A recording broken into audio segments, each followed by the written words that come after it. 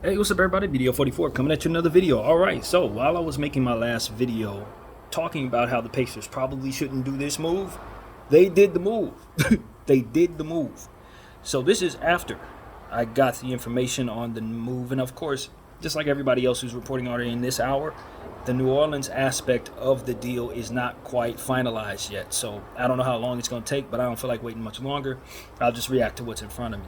So the deal is, as you guys probably heard by now, the Pacers are getting Pascal Siakam and a second overall pick via New Orleans. The Raptors are getting Brucey B, Bruce Brown, Jordan Nwora, Kira Lewis from New Orleans at 3 first-round picks, which are 2 upcoming first-round picks from 24 and 1 first-round pick from the year 2026. So that is what the Raptors did, and New Orleans, from what I understand, is getting a second rounder, maybe a player, a throw-in, or something like that, but that is yet to be finalized. It's still shaking that out as we speak. Yeah, man, I think the Pacers, as long as they believe they can re-sign Pascal Siakam, this is fine. But if they're not re-signing Pascal Siakam, they just got fleeced by Masai Ujiri just like everybody else does. It's an expiring contract of a guy who said he's going to enter free agency no matter what. And you just gave up 3 first-round picks for him. I hope you feel good about whatever's going to happen in your playoffs. Obviously, you'll make the playoffs with this move. Obviously, you look like a really loaded squad. I think you put yourself in a position to at least solidify that you're one of the top teams in the Eastern Conference. But I don't know that you're over the top. You're not necessarily expected to beat the Milwaukee Bucks. You're not expected to beat the Boston Celtics. And that's what you need to do to make this make sense if you're me. But the Pacers, having never won an NBA championship, probably feel differently. They just want to get to the Eastern Conference Finals, be there. As a Laker fan, I look at that as being in no man's land hell. Anyway, if either we a championship or we a bust. And so for me, it's like they kept Buddy Yield. I don't know if they're going to do some more deals. Maybe they do shake up and get some more things going. But you got Buddy still there. You got Turner still there. You got they're on one timeline. You got a few other players on a timeline that's now, and then you got a bunch of young guys. And your best player, Halliburton, is a part of the young guy crew. So if Pascal doesn't stay, you're back to square one, less 3 first rounders, which would have added to that young guy crew, especially since they're coming up for this upcoming year. So I just think that was a stupid trade by the Pacers. Pascal leaves you immediately, and then you got 2 incoming first round picks going to the Raptors. You could have had that be a part of your crew just next season, for which the guys that you really care to keep, those are 2 teammates of theirs that are now going to be running around the Raptors. So, and then in 26, which comes 2 years from now, you got another one coming in. Sometimes the best thing to do is nothing at all, fam. And if Pascal re-signs with the Pacers, cool. But now you got to ask yourself if you want his contract when he does. On top of Buddy Yield, whatever he's being paid, on top of Turner, whatever he's being paid. So this is like a go all in for this season move, when going all in for this season doesn't really make the most sense for the Pacers, unless they got another move up their sleeve. So, like, I like the lineup, and if we don't care about tomorrow at all, we just care about today and that's it, then they got a good lineup. Their starting lineup looks good, their bench looks solid. You know, you didn't give up nothing you cared to give up. You know what I mean? Cared to keep, rather, Bruce Brown. You know, care to, move on from that. That's fine. So, like, for this year's roster, just caring about right now, just want to do something right now, then, yeah, the Pacers look great. They look great. And for their sake, I hope they win the whole championship making a move like this. But when you consider how soon those picks are going to manifest into players, which is literally 6 months from now, I don't know, man. I think you might have gave the Raptors something pretty solid there, if not good. Because Masai Ujiri is either going to turn them picks into players, or he's going to trade them picks for something better than what you traded them for. An expiring contract for an all-star player that probably don't want to re-sign with you. So I don't like the deal for the Pacers, man. I know most people probably are going to like the deal, but they're not looking at what I'm looking at. They're not looking at what I'm looking at. I just see young players like Mathurin, Nembhard, Halliburton, and several others on their team that are young, being the focal point of what I should be focusing what I'm doing on.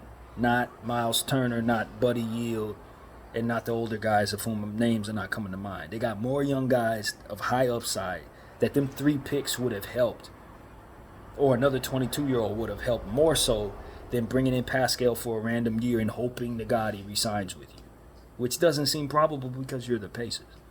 So it's a bad move. It's a bad move for the Pacers. I'm not going to lie to you. It's a bad move. It's a good move for the roster. The roster looks great. They're going to kick butt this year. They're going to make the playoffs this year. They're going to have a hurrah year, and they're probably going to fall short of the NBA championship or even the Eastern Conference Finals. If Pascal resigns, you know what I'm saying? If Pascal resigns, you're happy. But then again, like I said, at what price? Because he's going to make you pay for him.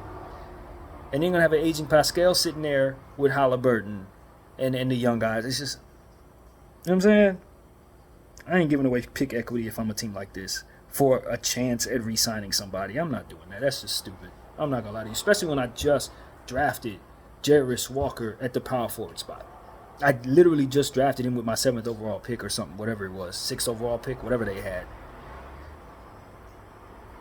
And now you're bringing in somebody that's going to step in front of him?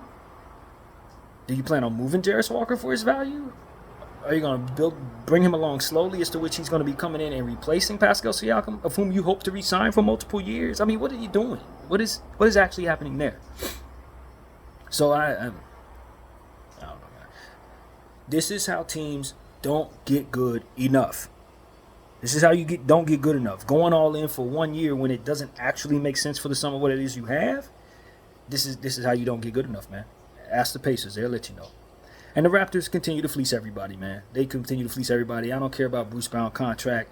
You hold on to that to bring back those 3 first-rounders, Jordan Noir, Kiri Lewis, all them dudes. Whatever they do, they don't have to do nothing. This is a throwaway year for the Raptors. They're not winning anything right now. It's about bringing in them 2 draft picks next season, and in 26 also having something to trade. But it's about the further rebuild process. I'm pretty sure they're going to start doing homework on this upcoming draft. Those picks are probably late first rounders, since you expect the Pacers to make the playoffs. But they can move those picks just the same and do something good with them right now. So tradable assets, equity that Masai Ujiri can most definitely use. And New Orleans, we'll see what they do. We'll see what they do. All they gave up was Kira Lewis so far, unless they throw in more or take back whatever. I don't know. But that's where we're at right now. I just think the Pacers went all in on a year with a time. They signed up to have a further messed up timeline, which is already kind of messed up with Turner and Buddy and again, other names that I just can't think of right now. Point guard that's on the back of the bench that's really, really good, who should probably be traded for something. They got older for no reason, man. No real reason. It wasn't good enough to get you there. So, you know, man, I don't know. We'll see. Maybe the Pacers shock the world and win the championship, but I just don't know how the hell they're going to get past Boston. They're not better than Boston now. I don't know how they get past Milwaukee. They're not better than Milwaukee now after doing this. And then you just kind of render Jarris Walker somebody who's going to be forced to be a bench player. You still got Sticks. He's going to be forced to even further be pushed back down his development. So they got more trades to make their team make a little more sense to me. And then we're talking. If the Pacers can do something else and then bring himself another big name, then it's like, all right, we're going for the championship for real. But right now, they're better than they were. And their starting lineup looks attractive, and their bench is really solid because they got a lot of young players. But they just gave away picks they probably should not have given away to bring in a guy who's probably not going to re-sign with them. So that's pretty much my point of view on that. We'll see how it looks on the floor. But I see them being okay as to where they could have really, really pulled themselves in a position to be great if they just would have done things a little differently from here. But we'll see what they do. We'll see, man.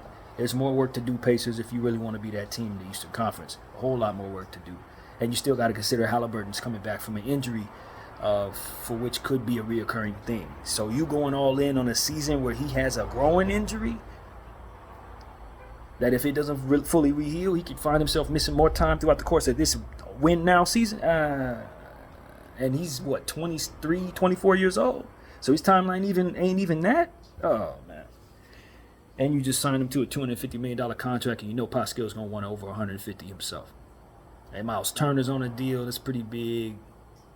You still got to pay Matthew. You still got to pay Nembhard. You still got to pay others. Nah, man. Nah.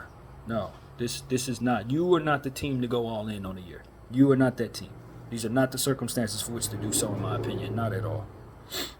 So that's pretty much what I got to say, man. Everything else, the Raptors, hey, they get picks, man. They win. They win the trade. We all know that. New Orleans, we'll see what they get, but probably ain't much. Just, they moving on from Kira Lewis. He never panned out for them, so that's pretty much the end of that, man. But Pascal's a pacer. It'll look great on the basketball floor this season, and then he's going to sign with somebody else at the end of the year, and that's exactly how that's going to go. So that's pretty much what I got to say. My name is BDO44. I thank y'all for watching. I'm out.